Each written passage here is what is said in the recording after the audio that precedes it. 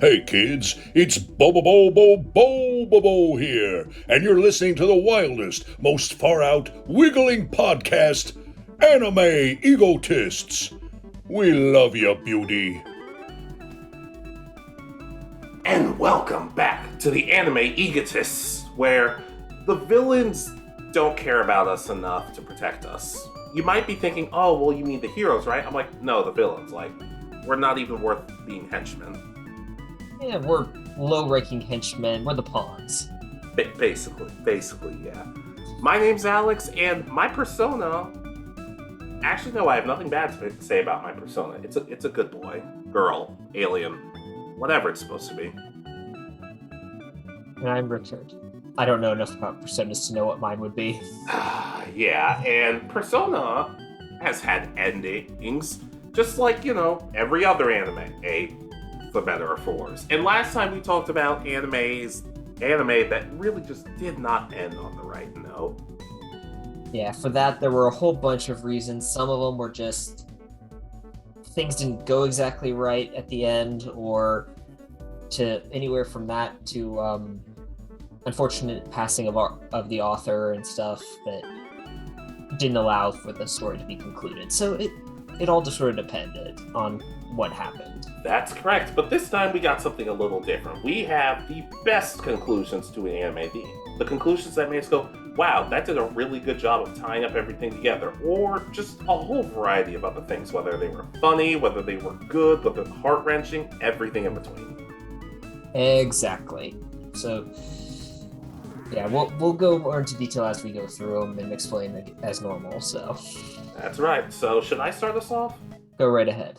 Okay. This is going to be a little bit of a complicated one. The Disastrous Life of Psyche K. Okay. Okay, so most of you, or at least you should have, saw the video I did about Season 2 after all these months of teasing it. Season 2 did an okay job of kind of tying together, because Psyche, with his psychic powers, there's the reason we learned that he doesn't age, that nobody ages, is because there's a super volcano that will basically kill everybody. So Psyche basically has to reset the time on the volcano so nobody ever ages. At the end of Season 2, he finally does that, and everybody comes out, and they almost discover his powers, and they basically tell him, hey, you don't have to hide things from us. You can tell us anything. You can tell us. We're your friends. We'll always listen to you. Well, Nendo, as big of an idiot as he is, he straight up says, you don't have to tell us anything. Even the best of friends can keep secrets from each other. You can come talk to me whenever you want, but I'm not dying to hear. I don't know. I'm kind of dumb, so maybe I'm not right on that. So it shows that maybe Nendo and Psyche really are best friends, despite the fact that Psyche would never want to admit it. Anyways, the day gets saved, and at the end of the next season, which it's basically the same series, it's like 6 episodes. I'm not really sure why that counts as a new season or whatever. Psyche, after losing his powers for a bit, he gains them back, and he kind of notices there's a meteor coming to Earth, so you might want to get on stopping that. But before that, we get this, I don't want to say montage, but we get this collection of moments from everybody, and basically how they're reacting to the news. Like, people are like telling each other, hey, if anything happens, it was good to be friends with you. If anything happens, I'm proud that I met you. Psycho, the rich guy of all people, basically says, his henchmen show up and it's like, sir, we have to get you to the shelter. You're the only one we can save. He's like, no, what about my friends? I won't leave without them. Showing just how far he's come. And at the end, Psyche realizes his powers aren't as much of a burden as he realizes they were. He goes off to stop the meteor, and we don't see what happens, but I think it's pretty obvious he stops the meteor. It's a good ending, albeit a kind of complicated way of going about it, just in terms of how it was released and everything. But it's still a good ending that really ties up the series well. I give it a really good grade, especially with how Season 2 just wasn't for me.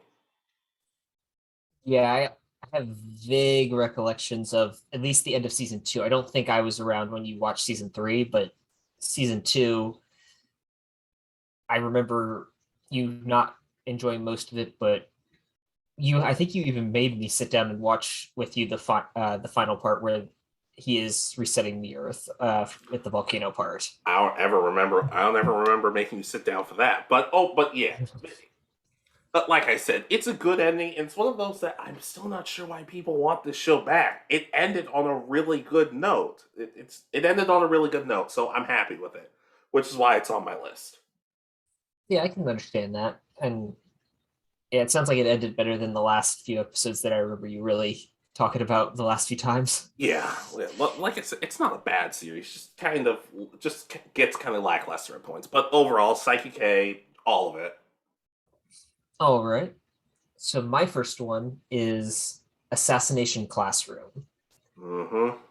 So pretty much throughout the entire series, of course, they're trying to kill Koro Sensei, the who's was experimented on with. I think it's antimatter is what it's supposed to be, and pretty much he's going to explode in like a few hours and destroy the Earth. The last like 3 episodes are kind of him trying to, or the class trying to figure out how to save him and save the Earth. Um, Eventually, they reach a point where they just they're out of time. Pretty much, they won't be able to do it, and Koro Sensei pretty much talks about how he's seen them all grow from the troublemakers, the lackluster students, those that had all these issues, how they've grown this year as they tried to assassinate him and become better, stronger people for it. And he lets the whole class pretty much hold him down, and the main character, Nagisa, stabs him, ending the threat to the Earth. And then we get a time skip for the final bit, which shows what they all grew up to be, and but it's done well. Like Nagasa's become a teacher, and he's actually starting out in a troubled school, dealing with a troubled class, and there's literally a bully that's like starts to threaten him, and he just turns the entire thing around on this bully. Like it's just like when he's dealing with the gym teacher earlier in the series with her.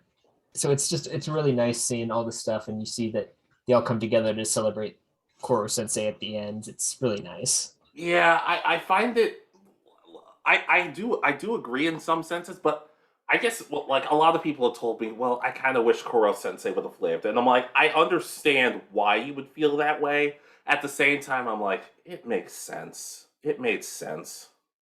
Yeah, I do like that they show that sometimes it's not possible to reach to do everything you want to do. In the fact that once they realize that it's not him threatening the world, it's just something that's happened to him, and they try to save him as best, and they just aren't able to. It's just sad, but it's a good ending. Yeah, it's kind of like the ending to Cowboy Bebop. You're just like, you know, things are gonna go well, but like, at what cost? Mm-hmm. Because it doesn't go well.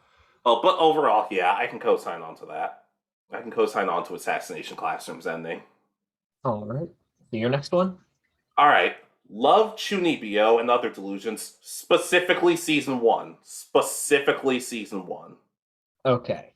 Okay, so like I said before, it's kind of cool how our two main characters, Yuta and Rika, actually get together towards the end of season one. Not the very last episode or anything like that, but as they're together, Yuta is still kind of trying to pull Rika out of her Chunibyo and her delusions. So during the school festival, he kind of has to tell her basically because her family says, "Hey, you can talk to her. Can you get her out of this and like make her normal again?" He basically tells her, take off your eye patch, which is basically code for stop doing what you're doing. Just be normal. Well, and things at first start to go well, but they don't really go all that a layer down the line. And she ends up going back to her like original hometown. And after feeling bad about it, he kind of it's a cliche ending, but it still works. He basically Utah and everybody else basically realized we'd rather have her back as the strange, but she was still a happy person as opposed to being normal and completely miserable. Well, basically saying, hey, we're not going to have somebody conform just because you guys want them to. But anyways, they go back to their home. to her hometown. They rescue her despite the fact she's not trapped. They like, hey, climb up on the roof and jump. I'm like, wait, jump, hold on. Guys, you could just go through the front door, but okay, whatever. Dramatic convenience. And it basically just does a really good job of showing people you can learn from each other and you can grow, but growing and changing who you are aren't necessarily the same thing. It's a solid ending. In hindsight, I do think season 2 definitely still should have happened. It just should have been so much different, in my opinion. But it just does a good job of tying up the loose ends and making the characters feel a lot more human, especially those who were bickering with each other a lot. So it was a really good ending. Season 1, season 2, not so much. I'll co-sign. I haven't seen this series. It's actually on my watch list right now, but yeah, I hear the first season is really good, so I'll co-sign onto that. There are also I want to say there's a movie, maybe 2, but I haven't seen them yet. So I can't. So I wouldn't be able to recommend it to anybody one way or the other. Okay. So my next one, this, from my understanding, the manga does end differently slightly, but this isn't one of those occasions that I think, from my understanding, the anime ends better. Okay. And that's Food Wars. Okay. They end relatively similar, but there's an extra like 3 or 4 panels that aren't in the anime. So the final thing is that they're having this, like, the world cooking competition where the best chefs from around the world are all come together, and Soma and a whole bunch of his classmates are competing, and it ends with him versus Erina in the finals. They have to cook for Erina's mother, who pretty much any food she eats makes her sick because it has to be perfect. If it's one thing's off, the entire dish is disgusting to her. Don't you not like Erina that much? Yeah, it's she grows throughout the series, which is nice, but you would definitely, I don't think, would like her. She's a tsundere. Lovely. And this is, again, I'm going based on memory. Erina wins the competition, cooking for her mom and making her mom say it tasted good. And Soma goes on a journey like his father. So literally in the middle of their second year, he just gets up and travels the world to cook for around the world for the biggest customers, the biggest restaurants. And he shows up, I guess, at the beginning of the 3rd year of their, what was supposed to be their cooking years. And he ends up, and everybody comes together at his restaurant, which everybody was making fun of at the start because it was a diner and they're all big fancy restaurants. And it's just a nice ending. From my understanding, in the manga, it shows him and Erina have gotten married at the end. I remember the video we talked about this, and I remember looking this up. Apparently, that didn't actually happen. Apparently, the author thought about it, but he's like, some people might think it may be a little bit of a leap in logic, so let's not do that. Yeah, it's hinted at in both, at least, that they get together, but I know from what I remember in the anime, it ends with a scene of all of his friends and in his restaurant, either eating, serving each other. It's just a nice moment of the whole cast got together, and he brought a whole bunch of different mindsets together and throughout the series. So, which is nice because a lot of them were very snobbish and at the very beginning of the series. So yeah, I can definitely co-sign onto that. It sounds solid. Yeah, I enjoyed the ending. Alrighty. So my next one? Go right ahead. Okay, it's a Pokemon series, but to be honest, I'm not the one who talks about the series this much, so I don't feel too bad about it. Pokemon Johto. Okay. Okay, so I'm going to say Johto improved a lot upon the original series. But the ending in particular is really, really solid because it's, as we all know, Ash and Gary settle their beef, and Ash loses to Harrison. That's his name, right? I believe so, yes. Harrison, and after the tournament's over, Ash, and Brock are basically like, well, I guess at some point we'll have to go our separate ways. But Misty, of all people, is not really happy about it. She's pretty torn up about it because these two people have grown so much alongside her and helped her grow. It makes sense she wouldn't really feel comfortable about it, and she even kind of storms off at one point. Hey, but one of the things that's cool is it's not just them that have been growing. Misty's grown. She's become a better gym leader. She's become more self-aware. She's become a much kinder person, and that she kind of realizes how selfish she's being. And Ash returns her bike and basically gets her a new one because the deal was, once I get you your new bike, we're done. Which at first was just them bickering with each other, but now it's more of a I need to pay you back because that wasn't cool of me, even though it was. Yeah, it was. I was going to say it's all Pikachu's fault, but then I remember, oh no, Ash took it. Never mind. And, but basically, it's just of them telling each other, and apparently it differs in the Japanese version. Like the English version is more talks about just how much. The English version just talks about all they've been through together and that sort of thing, while the Japanese version is more along the lines of they talk more about what Missy herself has been through. Which I think was really cool, especially since she got like nothing in the beginning. And they each like make some snacks for each other and some souvenirs, and it's a hard goodbye to say. Look, they've done an excellent job the next several generations of making the traveling companions more developed, but it's the original three. It's Ash, Misty, and Brock saying goodbye to each other. It's hard to watch. And Ash himself is breaking down in tears as he's leaving. Brock's getting choked up. It's a heart-wrenching yet beautiful send-off to the series. And I thought Johto in particular probably had my favorite ending of all the Pokemon series. I can understand that. I remember getting choked up when I first saw this one back at when it was airing on Kids WB. I was about to say, this is your show. I feel like you should have done the talking for that. No, but I 100% agree and will co-sign onto this one. I feel it's the most emotional ending. With you care about all the characters the same amount at this point. Some of the others,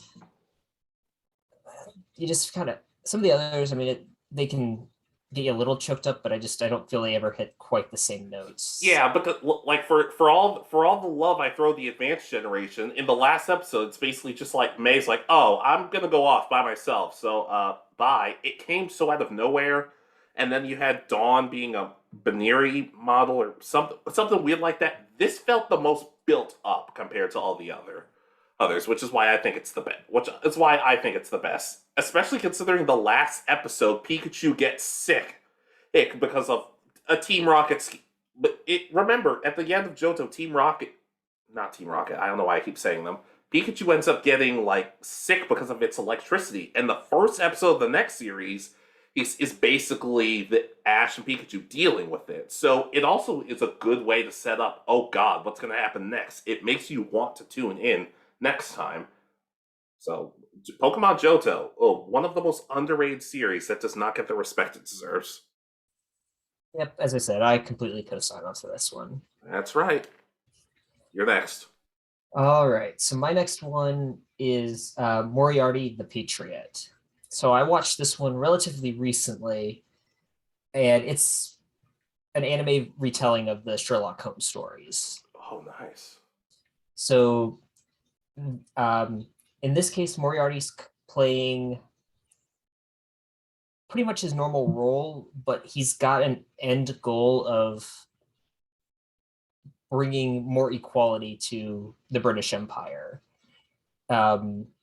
He sees this difference. It still takes place in Victorian England.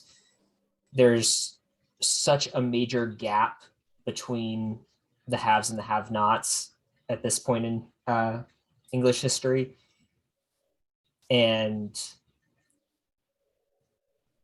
pretty much the story takes place as he does as they do the different stories, and his behind the scenes. You get both his perspective and Sherlock's perspective of solving the cases and revealing nobles for their corruption and stuff on that line. But the end of the series, Moriarty's being chased by Sherlock Holmes. They end up on the London Bridge, and pretty much it's Moriarty's has planned it out that he's going to die there, and Sherlock's actually going there to save him, and still to arrest him, but to save him. And the series looks like it's ending with Moriarty and Sherlock falling into the river and dying. Well, and of course all the partners and stuff go about their day, and you get the end scene of Moriarty and Sherlock sitting in a bar together somewhere in Europe, and Moriarty, I think there's a note slid, and it ends with Moriarty telling Sherlock, "Catch me if you can." It almost sounds like a more, I don't want to say wholesome, but a little more of a playful take on the Killing Joke with Batman and Joker, because Batman's like, look, I don't want to kill you. I really don't.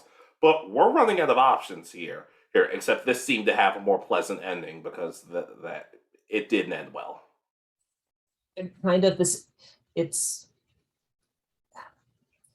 I'd almost say it's more like White Knight Batman, if you know that story where the Joker takes an anti-Joker venom and becomes his normal self. But he knows he has to be the bad guy in the end, kind of thing. And that's what Moriarty is. At the end of the series, Moriarty knows he has to go down as the bad guy. He did this to make improvements to the world, but in the end, he has to be the bad guy, and he knows he has to. Yeah, I know similar stories that have ended that way, but I guess I have to co-sign because out of all the detective anime that I want to give a chance, which is like 2-3 of them right now, it's closer to the bottom. I still think Noero Supernatural Detective is still probably up there.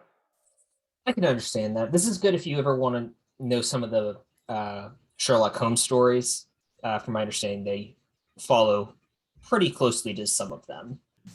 I mean, it'll probably, no matter what, the number one Sherlock Holmes story will always be Sesame Street. Eat that one game they did. But overall, yeah, I can co-sign. I can agree with that. All right. So your next one? Yu-Gi-Oh! 5Ds. I assume this is the Japanese ending. Yeah. Thanks for the reminder.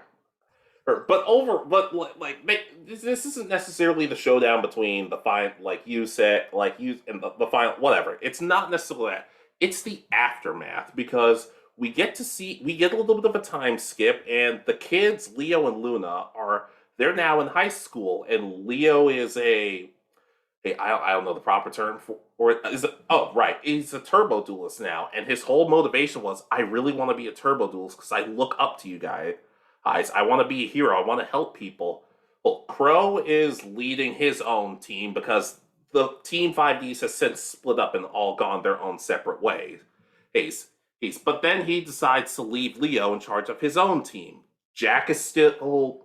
Everybody's basically doing exactly what you would think. Like Yusei's a scientist, Akiza's a doctor, and especially for Akiza, because her story was she was hurting people because of her psychic powers, but now she's grown to be a person who helps people, who will take care of them. And Yusei's father being a scientist, it makes sense that he'd follow in his own footsteps, and except for the whole, almost destroying the world part. I don't know. I just think it does a really good job of showing what everybody's doing and just how their journeys have affected them, and they're all clearly still thinking about each other. It's a really cool ending, because it helps me, especially because a lot of the Yu-Gi-Oh series just end like, oh, we did it, we saved the world, what's next?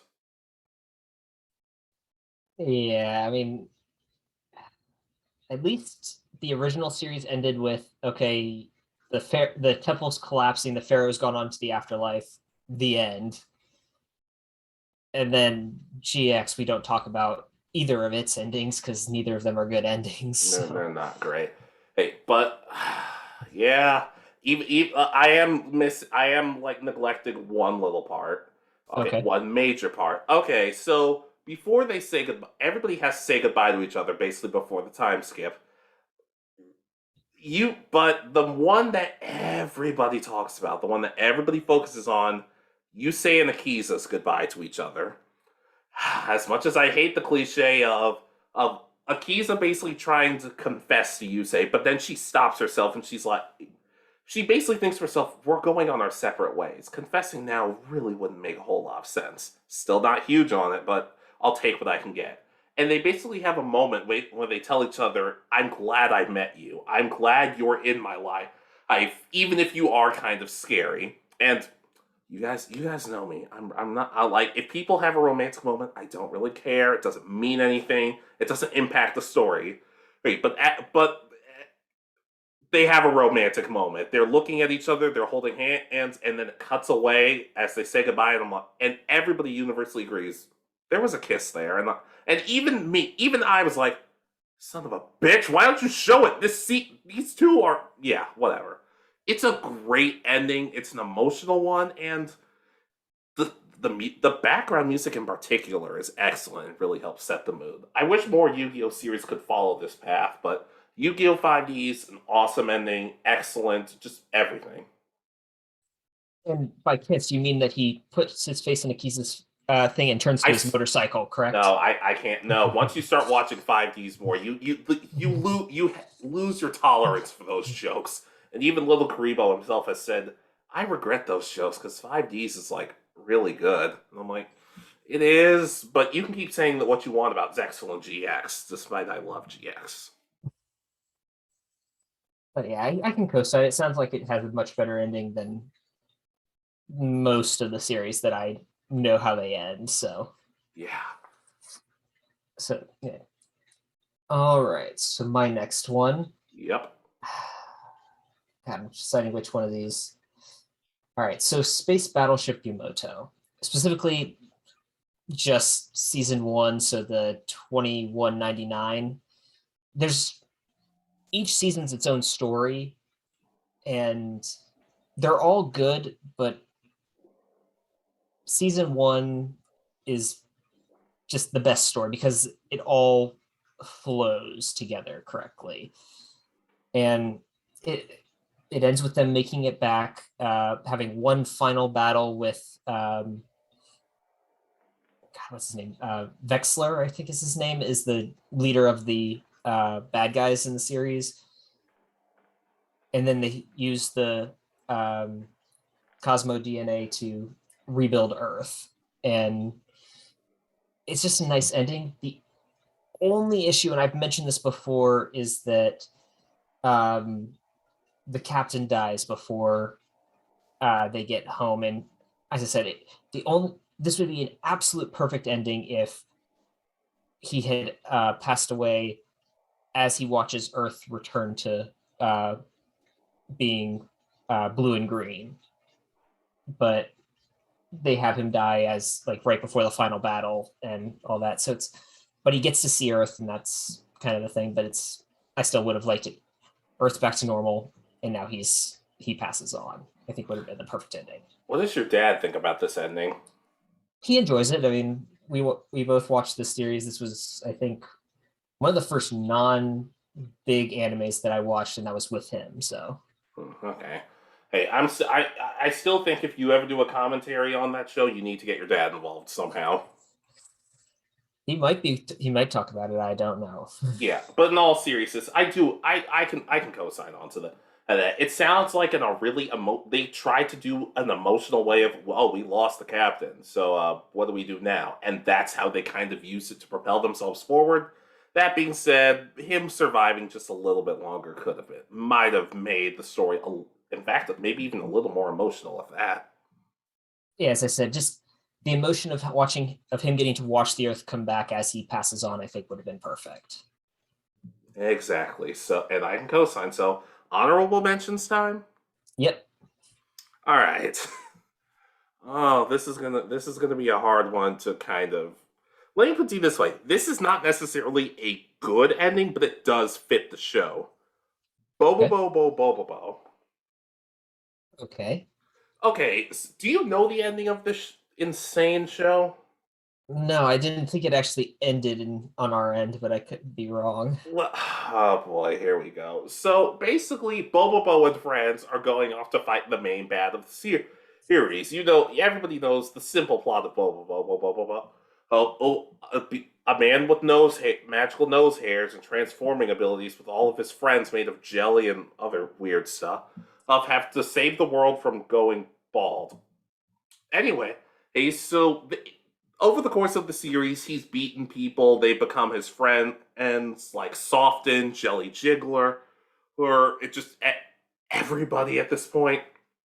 But it's still nice because there has been subtle character development, and like the characters are nicer people, albeit still insane and just everything. And they're heading to the final boss. But the weird thing is, this episode starts. They tell you straight up, "Hey guys, it's the last episode." They tell you that a lot. So you're thinking to yourself, "Oh man, it's the last episode. How are they going to cram an awesome fight? How are they going to cram an awesome fight into this?" And they're all running off to who stop the baddie. And even the narrator says it's the last episode, so it's time for me to retire, I guess. And kind of one of the sweeter things is everybody has this weird, goofy message for the audience, like, "Hey, maybe the next series can be about me, or maybe I can take down the big bad." But Bobobo, of all people, is the one who gives a thumbs up to the audience and says, "It's been real. Thanks for watching." And getting people kind of emotional about it. And you you know this type of movie poster where it shows the good guys charging forward and the bad guys kind of towering over them? At the end, towards the end of the episode, when it's like, who will win this epic fight, one of the characters goes, "Oh wait," and everybody turns to him like, "What do you do?" He flips a sign and says, "That's it, the episode's over," and everybody freaks out like, "Are you kidding? That's how we're ending this episode? That's how we're ending the series?" If it were any other series, this would be the most uninspired, disappointing ending to a series. But for some reason, for Bobo, it works. It's weird. It works. It works thematically. Yeah, it sounds like it's actually the perfect ending for this series. It's not the best ending ever, but it does sound like it is the perfect ending for Bobobo. Exactly, because this show. It's so weird. It's so weird. Yeah, I'll co-sign on to that. It sounds like it's a hilarious ending. Anyways, let's go ahead. All right. So this was one that was actually on my bad list of bad endings because of what's happened since. And that's Code Geass Lelouch of the Rebellion. Mm-hmm. If you take into account that there are sequel movies, it kind of ruins this ending. But if you just watch the show and this is where you say the story ends, this is really an amazing ending.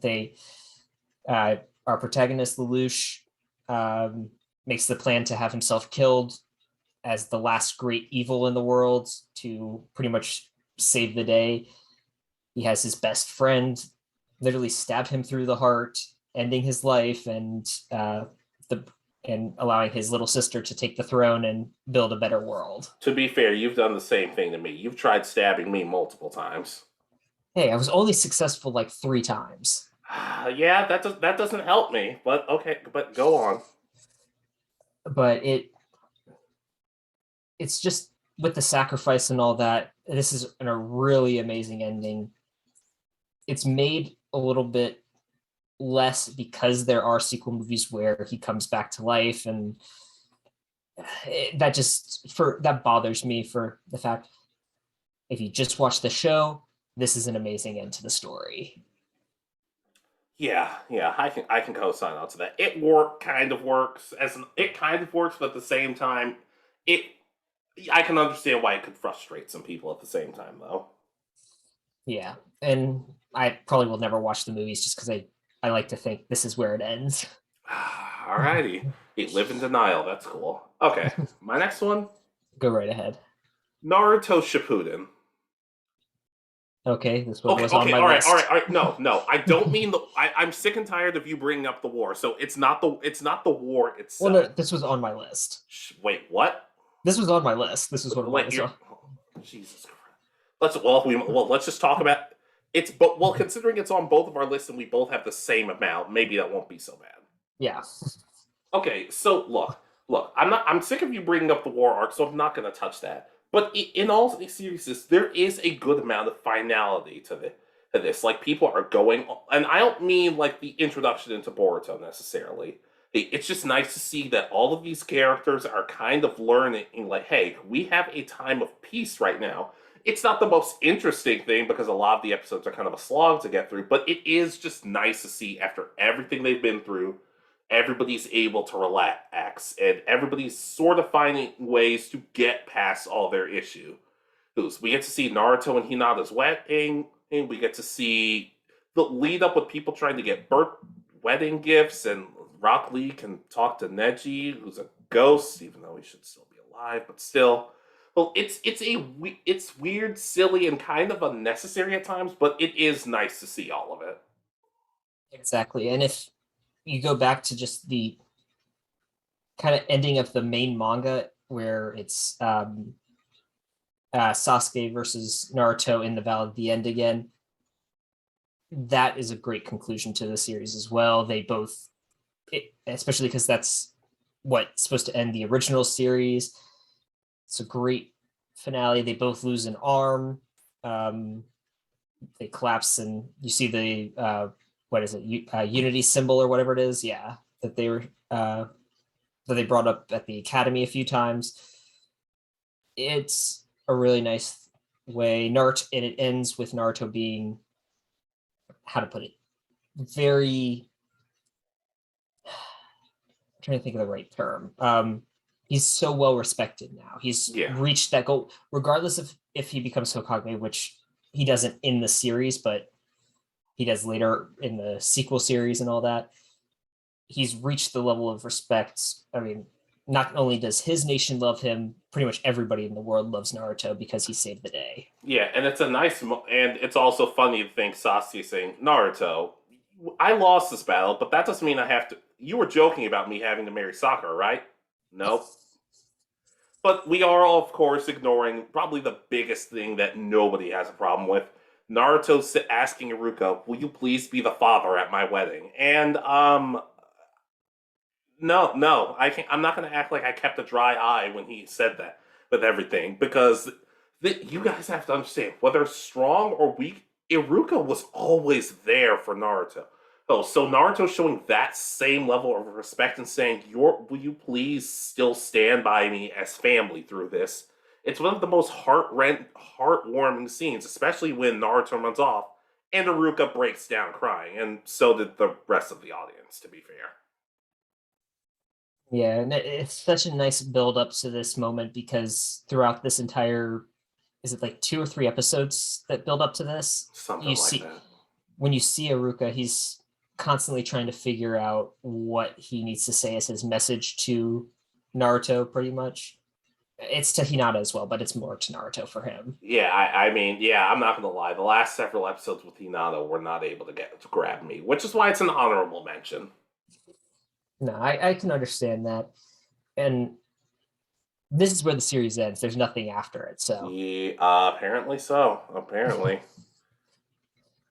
But yeah, as I said, this was on my list as well, so I completely. Considering how often you've complained about the war arc, I really hope it was an honorable mention. Actually, this was going to be my final one, but I have another one will be fine. I really want you to make a time machine, go back in time, and slap yourself in the face, because it's so contradictory to everything you've said on this channel. Well, the war arc isn't great, but the last 30 episodes are fine because it's not the war arc anymore. 30 episodes, Jesus. Go on, continue. All right, so my I guess final honorable mention then is My Dress Up Darling. I talked about this once, I think, before about Gojo being a really nice character and all of that, and he'd make an amazing friend. This I don't know if the manga continues. I haven't looked up anything into it, but where this leaves off is our two main characters haven't admitted their feelings for each other directly to each other yet, but they've admitted to themselves that they love each other. Um, we've got um, and there's like a final scene where they fall asleep, like FaceTiming each other, and the main girl sees that he's asleep and says, "I love you," and that's the end of the series. And as of right now, again, it could continue. It's just a nice, simple ending of two people slowly falling in love over a shared love of cosplay at this point. I can barely fall asleep, so falling in love doesn't seem too realistic. But overall, yeah, I can co-sign. I really hope it doesn't get worse. I'm just gonna say that because stuff like this has the tendency of getting worse. Yeah, I could see that this continuing and it ending up being ruined by a will they won't they kind of thing for continuing. If they end up together, if they continue it relatively shortly after this, I'd be fine with it. It's just, yeah, I don't want them to just make a will they won't they kind of thing. Yeah, I hope not. But then again, it's weird because I feel like I watch these types of shows more often than you do, and that's when I get frustrated and tell you, dude, be prepared, and you're like, no, I'm good. Yep. So, all right, your final honorable mention. Okay, this is a bit of a cop out. It's Gintama. Okay. The ending. Here's the thing. It's not necessarily the ending itself, but how the series itself basically ends is everybody kind of goes off on their own. Like it's like we've had a lot of adventures together. It's time to move on. Whatever. But they have a couple of different movies where it shows like time skips. Like it shows Shinpachi going from a pretty decent samurai to basically part of the samurai police force. Kagura's gotten a lot stronger, and basically all the characters have gotten a lot stronger and progressed.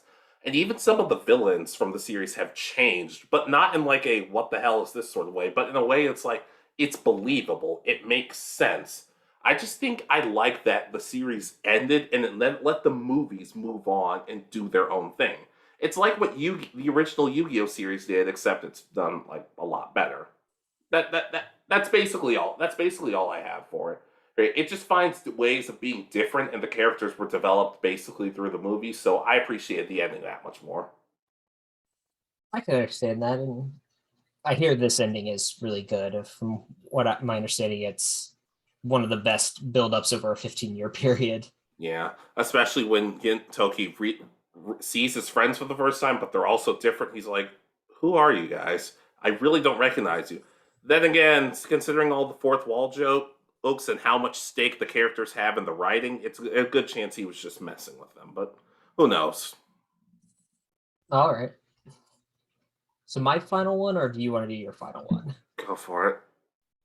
So my final one is Fairy Tail. Now I know that the manga's continued since the end of this series, but pretty much everybody ends up with who they were supposed to throughout the series. They've defeated the bad guy, which is the whole point of the series again. In the end, they managed to prevent Natsu's death throughout it. And it's revealed that while it has been hinted at that it's Lucy's story, it's revealed that she wrote the book. Like literally her entire journey through the entire series is a novel she wrote. It's just a nice ending. They all everyone ends up where you expect them to. I am interested to see what happens. I haven't read or know much about the 100-year mission arc that they're currently on, so I don't know how the story continues. But as of where it ends, I'm fine with how it ends, and it seems to be in a good spot. And I guess I have to co-sign. I don't really have much more to add than that. I don't have a whole lot more. You said something that frustrated me earlier, but I don't even completely remember what it was at this point. Well, one of the things that's really interesting about this ending is that they show the founding member of Fairy Tail and the main bad guy, who at one point had been in love, have been reincarnated and actually have managed to have a happy ending despite all the issues that prevented them from having it in their previous life. So that is one nice thing in this at the end of this series is that. So Sure, I guess. Cool. Cool. Well, you see more into characters ending up together than I do, so I don't have a whole lot more to add than that.